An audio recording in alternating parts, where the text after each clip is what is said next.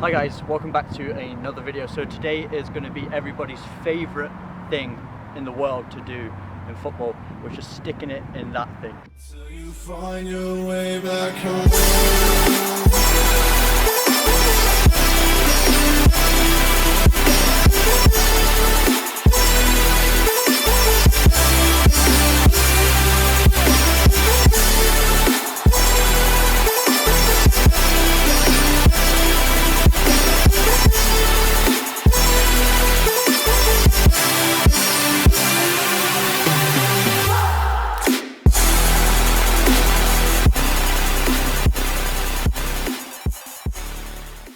Everybody loves shooting, everybody loves a golazo, everybody loves to whack one top corner, but we need consistency in shooting. It's not all about scoring the pretty goals. If you want to do well in football or soccer at a high level, you need to be consistent with your shooting. Even if they don't look as pretty, it's about hitting the corners, it's about using proper technique and making your shots unstoppable for any goalkeeper to stop. So let's talk about it. So the first thing we need to clear up, a lot of people think this, but a lot of people think that shooting is all about hitting and hoping. The first thing we need to do is take that idea and throw it in the bin, because we have full control over our shots. We can control where the ball goes, we can control how hard we're shooting it. It's not about hitting and hoping and just wanting it to go to the back of the net. Another myth that I get a lot of questions about is, do you have to have strong legs? Do you need to be hitting the gym to be able to shoot a ball with power? And that's not the case whatsoever. It's all about technique. I see a lot of kids coming out here taking shots and they're just, without even any control over their body, just looking to smash the ball as hard as possible, not caring about where it goes, and it ends up getting less power than if you went up to the ball with proper technique. But let's talk about what proper technique is. So what I like to do is, when I get the ball out my feet, I want to be taking about 3 or 4 steps before I hit the shot. So hitting the ball out, and as you can see, I'm coming up on my toes a little bit, getting a nice stride length. That's going to increase the momentum behind the stride. So that's number 1 key tip for good shooting technique. Number 2 is our planting foot, and I think this is the most important thing that I see a lot of kids getting wrong. This standing foot basically determines where the ball is going to go. When we plant our standing foot, we need it pointing at our target. So wherever you point one foot, the other foot wants to go in that direction. If we're pointing at this corner, our hips want to come through and follow the same line pattern. So if we're pointing at the area we want to hit at, chances are when we strike the ball is going to travel in that general area. Another thing about standing foot, what I see a lot of people doing, is their actual positioning in relation to the ball. So I see a lot of kids planting it out here because they think you need a lot of space. I see them planting it too far forwards. I see them planting it far back to try and do it. All of these things are going to put you off balance. Your planting foot needs to be beside the ball, very close to it. Just think about it for a second. Essentially, when you're shooting, you're balancing on one leg as you're kicking it. So just stand on one leg for a second. Now put your leg out here. It's harder to balance. The closer your leg is into the other one, you can balance for ages. And that's what it is. When you're standing on one leg, your other foot is here, you have a good center of balance. If your foot's over here and you're trying to strike it, you're off balance. If you're here, you're off balance because this leg's striking here, and if you're here, you're off balance because you're stretching for it. So you want it basically exactly beside the ball. I would say try and get your ankle going through the center of the ball. That's my frame of reference. It's going to take a bit of practice, but get it nice, right beside the ball, nice and close, maybe an inch or so between your foot and the ball, and pointing it towards your target. Next thing we need to do, as we plant our foot, another thing that's going to help us with our balance is our arm. Now I see a lot of players, they're approaching the ball, they've just got their hands by their side, and again, just stand on one leg for a second. Okay, you can balance, but look how much easier it is if you put an arm out for balance. You feel a lot more stable, and that's what we're doing. When we're standing here, because we're swinging our leg, if our arm's to our side, then we're going to be off balance. If we're having our arm out like this, it's just an aid for balance. You see a lot of top professionals, they have it. Because the more balanced you are, the more control you have over your body, the more likelihood of the ball going where you want it to go. Step number 4. When we are striking the ball, we need our chest over the ball. So when your chest is over the ball, all it is going to stop it rising over the crossbar. You lean back, you get underneath it, that ball's going over pretty much 9 times out of 10. You might fluke one in now and again, but we don't want to be hitting with fluke. We want to hit deliberately, we want to put the ball exactly where we want it to go. Now, very importantly, another mistake that a lot of players make they think that the power behind the shot comes from the follow through. So they strike the ball and they're just whacking their leg out, losing all control of it, and the ball's just flying off anywhere. This is the thing, it's not about how hard you follow through, it's about your backswing. If you think about it, with your follow through, you've already struck the ball. You can't add more power onto the ball after you've kicked it. The only time you can add power to the ball is before you strike the shot. What we're looking for is a big backswing. So our leg is fully flexed. It's almost like you could do a quadricep stretch.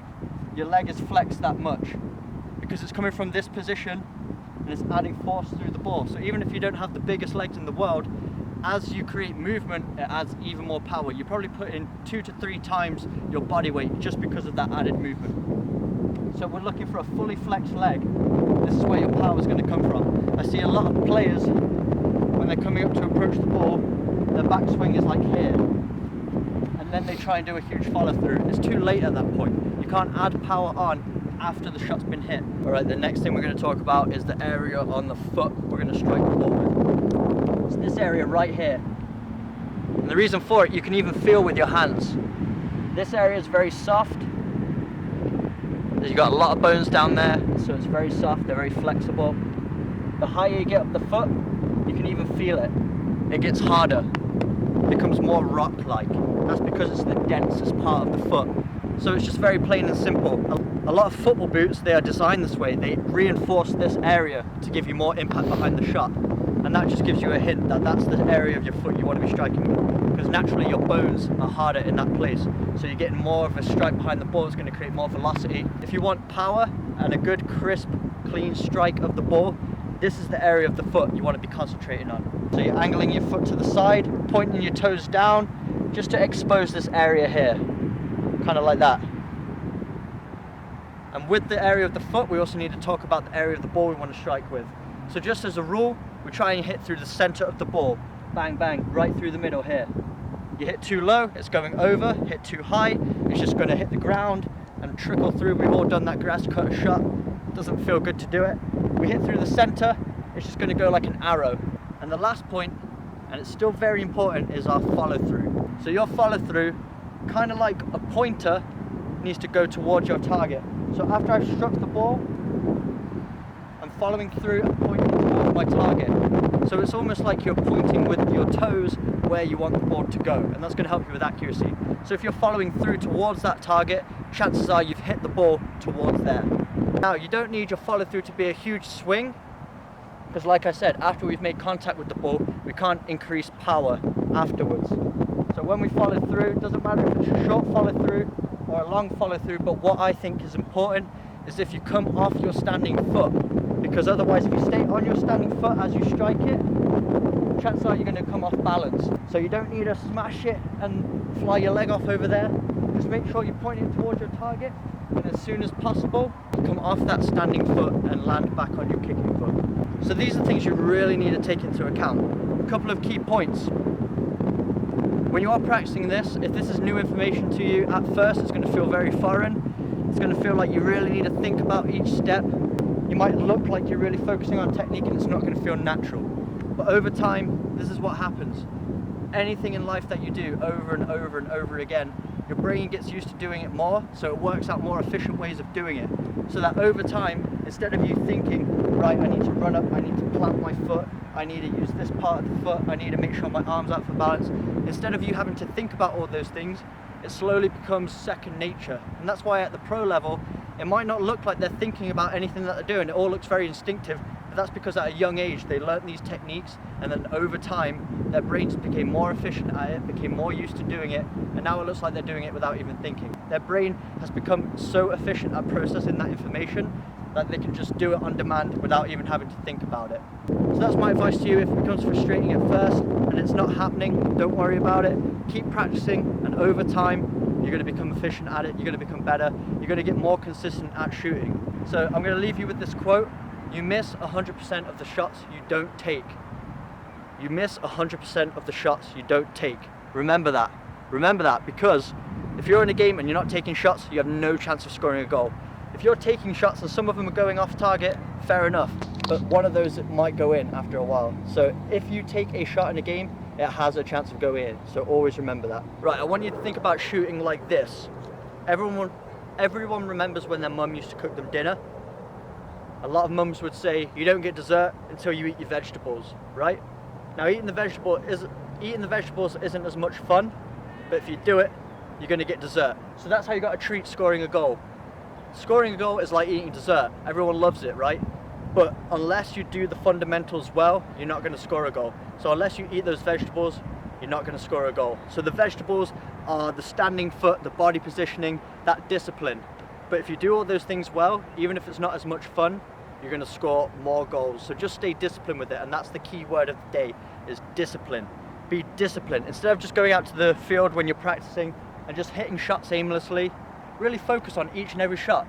Use every moment on the field as an opportunity to improve. Don't waste it. So with each shot, just work on these fundamentals. Of course you're going to make mistakes. That's why we're human beings, we make mistakes.